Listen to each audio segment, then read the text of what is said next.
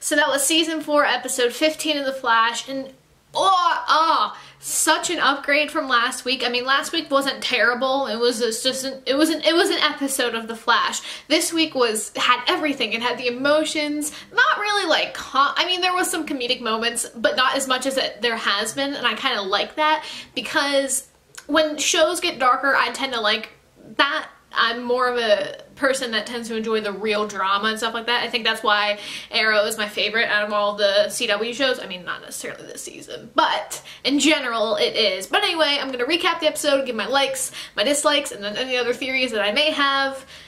Basic review that I've been doing lately. So within the first seconds of the episode, Barry is stumbling down the hallway. He is very distressed, and he goes and puts Iris in flash time, which we now have a name for it. And he's ranting, and he's like, I can't save them, I can't do it, I can't save anybody. And we're like, what the hell happened?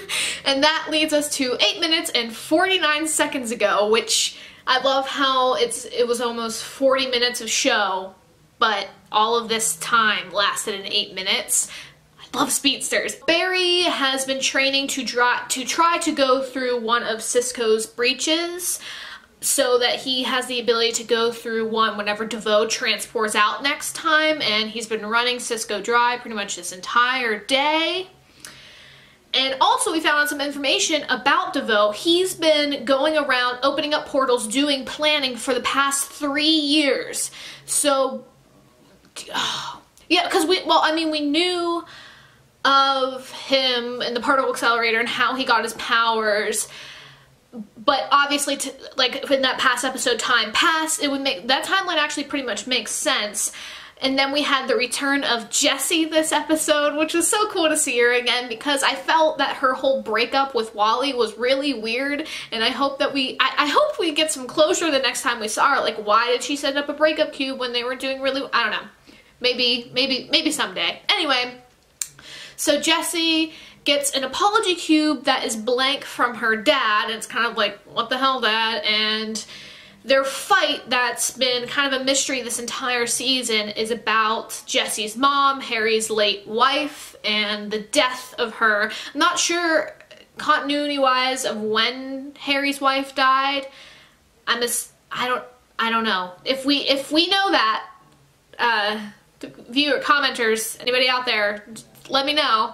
But they're fighting because of that, and Harry doesn't want to open up. Jessie basically wants him to confront his feelings and maybe for him to move on so he could be happy. And also, I would love to see Harry happy. That would be amazing. So even though they resolved their conflict in the end, it was just like, I get their sides of the story. I understand each person's point of view. And then right after that, we get straight into Joe in a firefight. A whole bunch of armed guys are hurting the police force. And everything's happening. And that's whenever Barry, Jessie, Cisco, and Caitlin all show up to stop this. And the girl's like, haha, just kidding. Clicks a button and a nuclear bomb is about to go off. But luckily we have 2 speedsters on our team, and Jessie and Barry were able to slow down everything enough for the bomb to not necessarily go off when it did.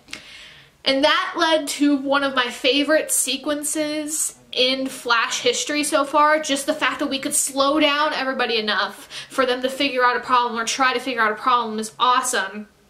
And Barry's like, we need all the help we can get. Go get Jay Garrick. Don't understand why he didn't get Wally, but I understand Wally's on Legends now, so I get it, but it's just, it's weird. It's weird how they handled that whole Wally situation. But anyway, we have Jay Garrick, who's one of my favorite characters. Just John Wesley Shipp is incredible, and I'm so glad that he gets to like come back every now and then. But we had Jessie, what's his face?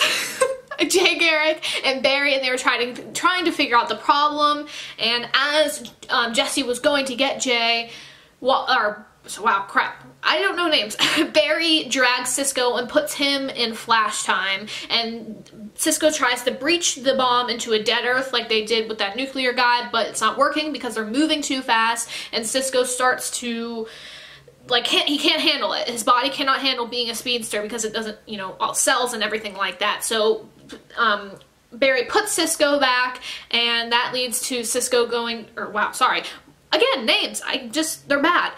Barry going to see if Harry has ideas, and Harry is like, what if you put the bomb in the Speed Force? I think it'll work. And when what Harry says, I think, he says, I know.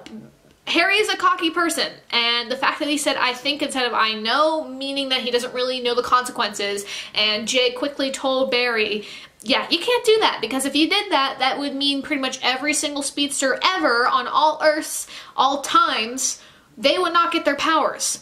Which, yeah, it would get rid of people like Thawne and Zoom and Black Flash, but it would get rid of Barry and that would mess up more than Barry just going back in time 5 minutes. As they were trying to figure out the problem, we saw Jay sweating a bit, and I was immediately like, this man can't die. I had a quick moment of fear that he was going to die, but Jay came up with the idea of cooling it down. So they went back to the scene of the crime, and they got Killer Frost out, and Killer Frost was trying to ice the bomb, but it wasn't working, and then that's whenever she started to not be able to handle being in flash time for that long, so they put her back, and I loved the one line that she said, don't let Katie die. It seems that Killer Frost is slowly starting to reach out to Caitlin, and I find that interesting. I don't know what that means for the future of Killer Frost and Caitlin. I mean, right now, obviously, Killer Frost is villain in the comics, and she, you know, it's just straight. But I'm wondering if they're gonna, I mean, obviously, we don't want to lose Caitlin and everything. I don't want to lose Caitlin ever. I don't want to lose Killer Frost. I don't want to lose that character ever. But are we gonna have more of a blend of a personality, or is it gonna be one of those, I don't know. I don't know what's gonna, that's so interesting, because I don't want Caitlin to lose, because I like when she plays Killer Frost. I like when the actress Danielle, yeah, her, Panda Baker, is playing Killer Frost, because she's so carefree and so opposite of Caitlin. I really like that. I don't want to lose that. So I don't know what that means. Anyway, so after Caitlin couldn't help, Jessie came up with the idea of throwing 3 lightning bolt strikes into the bomb, because that can counteract stuff, and they were about to do it until Jay wasn't able to, because obviously Jay's older and he can't do as much as he normally would do, so his body was unable to go fast enough anymore, so he exited out of flash time and he was as still as everybody else. And that means that they are running out of a lot of options, and Barry told Jessie to go back to Earth 2, and Jessie sped away. Barry almost talked to Joe, but ended up not, and I liked and hated that moment, because what if that was the last time, you know, Barry ever got to see Joe? I mean, obviously not, but it's still like a, oh man, like that was a heart-wrenching moment. But instead of going back to Earth 2, Jessie goes to her dad and is talking to him, even though he can't hear her, and that's whenever she finally breaks down and gets out of flash time, and it's just Barry, and that's when we're brought back to the very beginning of the episode, and Barry's scribbling a whole bunch of stuff down, stumbling through the halls, and finally gets Iris and is saying, I can't do it. And props to Grant Gustin, because holy shit, that was incredible. When that boy cries, I just get so emotional. I was sitting there and I was just like, oh my god, I was just feeling so bad. It was just, when he cries, it's horrible. It makes my heart hurt. For example, whenever the season 1 finale, when Barry's talking to his mom, full-blown tears, Kevin Smith crying type action. But anyway, Barry and Iris are having this conversation. Barry has a throwaway line like a lightning rod, and Iris is like, whoa, hang on, I'm a genius.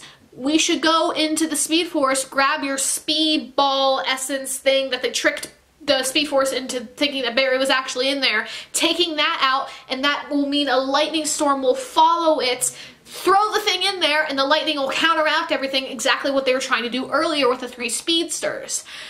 Awesome, awesome, awesome plan. It ended up working. I love the sequence when he was running through. It was so colorful and fun and nice. The storm hits it. The bomb does not explode. Everything's okay. And Barry is recharging. And we find out that Jay is thinking about retiring the mantle of being the Flash on Earth 3. And he's thinking about training someone else. This girl who we don't know. I mean, we might know soon. But I like the fact that he's training someone else. I mean, obviously I want to see Jay Garrick as much as possible in that suit, but still, like I really like that he's going to become a mentor for another speedster in the future. Then we have Jessie and Harry having a talk, and Harry is kind of just trying to explain why he can't talk about his late wife and Jessie's mom. And instead of telling her, he shows her. He hooked up Cecile's mind thing that happened last episode so Jessie could read her father's thoughts. And there was this really lovely emotional moment between the two of them, and I really liked that. And it kind of led to some closure on their story, or not their story as a whole, but their story and why they were fighting. And it kind of gave us some insight into who Harry was before. You know, before everything happened, before Team Flash, before he came to our Earth and everything like that. So I really like that. And then finally, there was the after credit scene whenever Caitlin and Harry are getting coffee at Jitters, like they did a couple episodes, a couple episodes ago. They did that whenever Caitlin was upset. Anyway, but they were having coffee and they were talking, and Caitlin was like, I think Killer Frost is letting me in, you know, kind of like what I said earlier. And she's letting her feel what Killer Frost was feeling, which is interesting. And as they were talking about everything, the mysterious girl that we saw from the wedding and the one that was writing in the speed journal shows up, spills coffee all over their table. It was like a date, not really a date, but you know what I mean, but like a date being interrupted by the clumsy waiter. That's what I got from that. And she was just like, I'm so sorry, everything, blah, blah, blah, blah, blah. And Harry and Caitlin were just like, okay, this is okay, we get it, cool, thank you for everything, we're gonna go. And she mentioned the girl. She mentioned that she had to meet someone there, and I think Caitlin said, I hope your meeting goes well or whatever, and they exit, and the girl was like, it did, but she had a look on her face kind of like, she was smiling, and then she went, it did, and I'm like, what was that about? You're so, it's so weird, just, is she connected to DeVoe maybe? But she can't be connected to DeVoe because it has to be Barry and Iris's daughter, right? Like, that's the only explanation I can get, because also the way that she acts and visiting Barry and Iris's wedding and writing in that Speed Force language, it's just, it has to be her. I don't know. But now I'm gonna move on to my likes of the episode, and my likes of the episode were the Jessie and Harry moments, because I really liked how they were able to find a resolution with their that little arc of their story. Jay Garrick being back, come on. Then the threats, I love whenever Barry, Jessie, and Jay were all trying to figure out, and they were going to throw lightning, and they all speeded away at the same time.